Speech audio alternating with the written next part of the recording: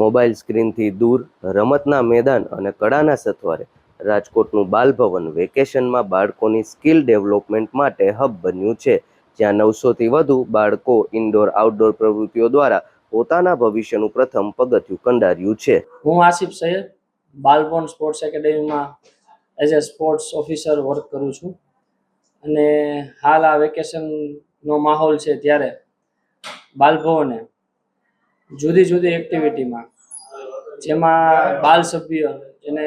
બાલભવનના member છે એ લોકોને આપણે ફ્રી વર્કશોપ જે 27 એપ્રિલથી લઈને 11 મે સુધી તમામ સભ્ય જે બાલભવનમાં સભ્ય બનેલા છે તેમને ફ્રી ઓફ વર્કશોપ કરવામાં આવેલ.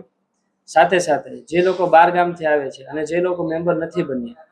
એ લોકોને આપણે ફક્ત ટોકન ફી સ્વરૂપે એ લોકોને ફ્રી વર્કશોપ આપેલ છે. તેમાં રંગપૂર્ણી,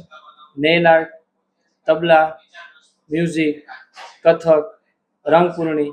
આ તમામ અલગ અલગ કેટેગરીમાં જે અલગ અલગ બાળકો ભાઈઓ બહેનોને જેમાં રુચિ હોય એ લોકોએ પાર્ટિસિપેટ કર્યું હતું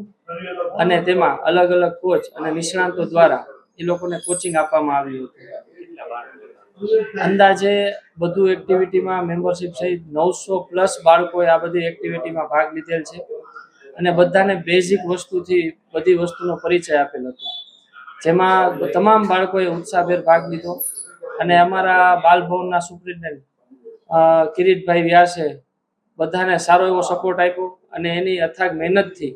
અમે અત્યારે આ બધા વર્કશોપ ઇન્ડોર અને આઉટડોર કરવામાં સફળ રહ્યા છે અને સાથે સાથે જે નિષ્ણાંતો આવ્યા, જે કોચ આવ્યા અને જેનો અમે